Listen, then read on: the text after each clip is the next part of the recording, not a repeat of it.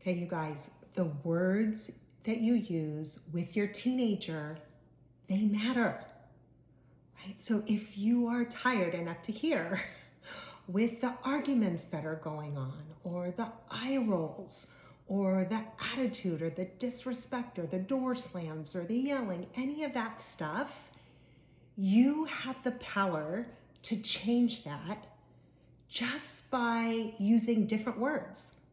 Like, you can still have your expectations of what you want them to do. You can still have your boundaries that you set.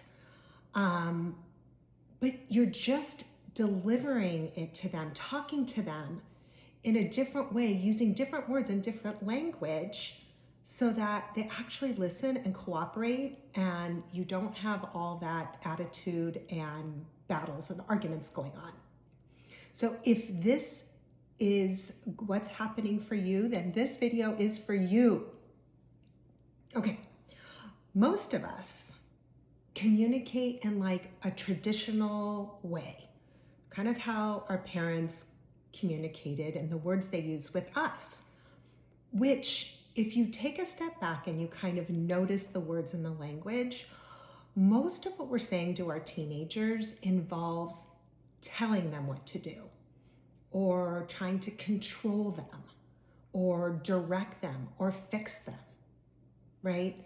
So if you notice the words you're using when you're talking to them, I mean, if you were like me, a lot of the words you're using revolves should. You should do this, or you need to do that, or lecturing them, or telling them why what they're doing is wrong and what the right way of doing it. Right, so let's put this like into reality. Let's say, okay, it's summertime right now when I'm recording this, and I think a lot of my clients are struggling with like getting their kids up and out of bed, doing something productive, not being lazy, all those sorts of things.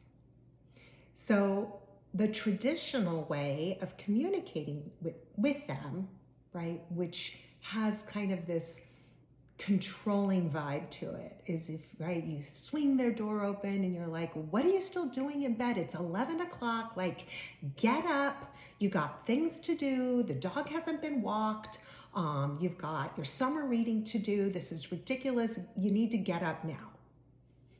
Okay, some version of that. Right, so notice when the words that I'm using feel very like directive and controlling and kind of like showing that I'm disappointed in the fact they're still sleeping and annoyed. And when we're talking like that to our teenagers, what happens with them? Like what does that cause them to do? Usually, right, you'll hear like, get out of my room, or I'll do it later, or leave me alone, it's my summer. Some version of that, right? So they'll have attitude, or they'll push back, or all of a sudden you feel like you're making a very simple request and you're in a knockdown argument about it, and you walk away feeling bad, and they like don't feel good either, and nothing changes. So why is this happening? Like, let's take a minute and look at why. So if you think about it, right, when our kids were young, you had a lot of control over them, right? You knew what they were doing every moment of the day, and it was almost your job at that point, because they knew no different, to tell them what to do and really be hands-on and direct them. But now that your child is a teenager, we know intellectually like that this is the time when they're trying to exert their independence, right? They literally will say things like, you don't understand, or I know, mom, right? They're trying to tell you like, hey, I want you to see that I'm old enough now to make my own decisions, and you don't have to control me, or I don't want you to control me to get me to do what you want me to. Right, so they're trying to exert their independence. They want control over their own life right at the time when we haven't made the same transition. They're in this transition we have to transition too in the way we communicate and in the words we use if we want them to actually cooperate and get things done that we want them to get done without the arguments. Right? So when you are, or when we, because I did it too, are unintentionally using words that feel to them controlling or directing or telling them what to do or just trying to fix things, they're going to push back. And they feel like maybe you're disappointed in them or you don't think that they can handle what they're supposed to do. And when they start internalizing that or feel that, right, that's when we get that pushback. So we got to lower their defenses and really help foster a calm conversation where they actually cooperate and get things done. So if the traditional parenting is focused on telling them, directing them, controlling them with, you should do this, you need to do this, or why they're wrong, and this is the right way, what does effective communication look like?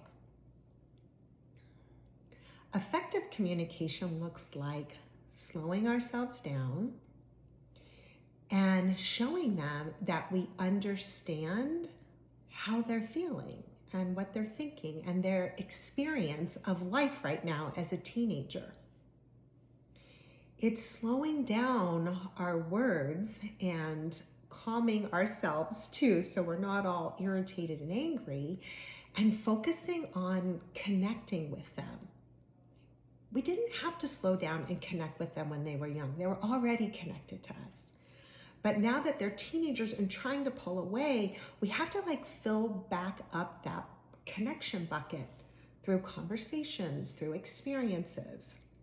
And the other way to effectively communicate now is to start thinking about how can I teach them and guide them and mentor them versus fixing things or telling them what to do.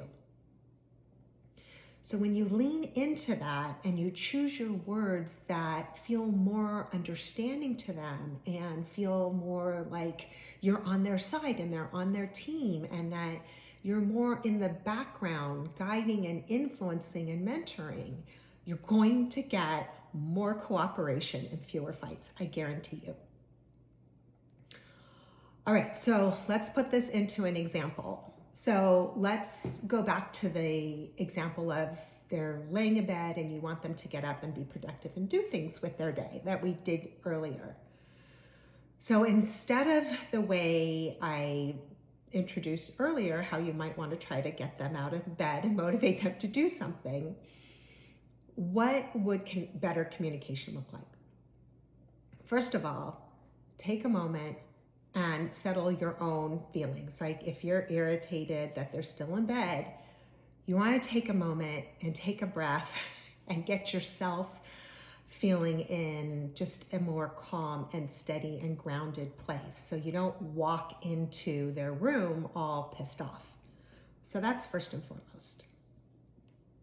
Then what I might do is I might knock as I'm opening the door so I don't get a go away and say something like, hey, good morning. It's 10 o'clock. What were you thinking for breakfast? Okay, I'm going to go back and show you what I did there in a minute, but I'm going to give you a few examples first. Let's say part of their chores is walking the dog. You might say something like, hey, Lexi really needs to go to the bathroom. What time were you thinking of taking her? Because it would be a real bummer if she pooped in the house and you had to clean it up. Okay, here's another example. Let's say they have their summer reading that they need to get done, or they're supposed to be studying for the ACT. You might say something like, hey, so what are you hoping to get done this summer? Or what's your timing for your summer reading? Or, hey, what's making it hard to get started on that ACT prep?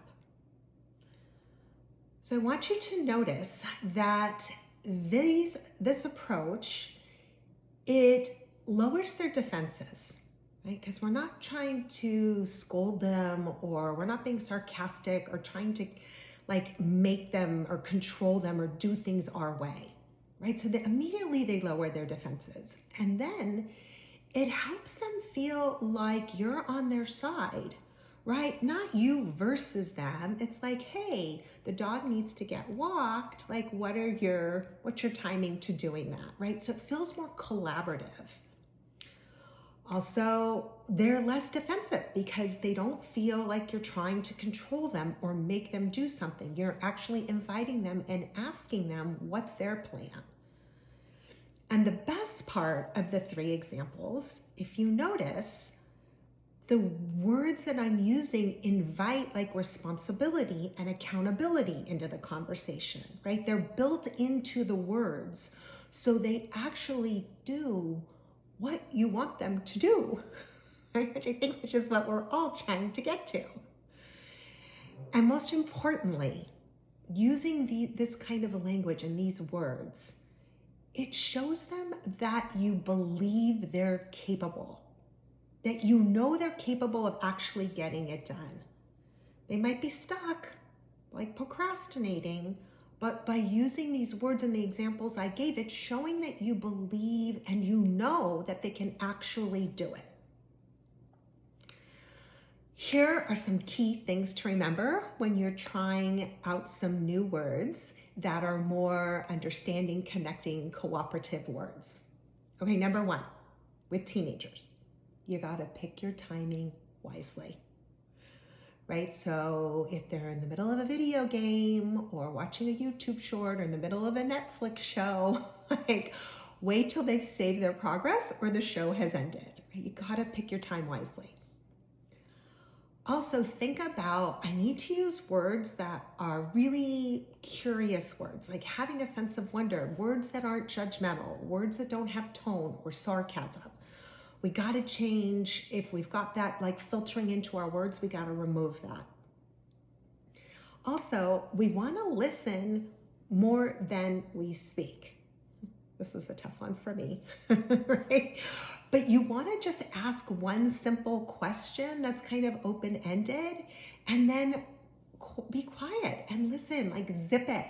I know that's hard to do, but I'm telling you, even if you can just like get yourself to pause for a moment, give them time to respond to you, or if they have a snarky response, if you're just quiet and you stand there and you don't react to it, oftentimes they'll self-correct. And then what's my last note? Oh yes, when they do get an attitude, because most teens do, we want to stay calm. Like we don't want to freak out and get angry and emotionally react to their big feelings, right? We want to be the person who stays calm and not reactive. And what I'm telling you is they'll feel that from you and it'll calm them down. They'll be less reactive as well. So all of this to tell you, the words you use with your teenager when you're talking to them, they matter, you guys.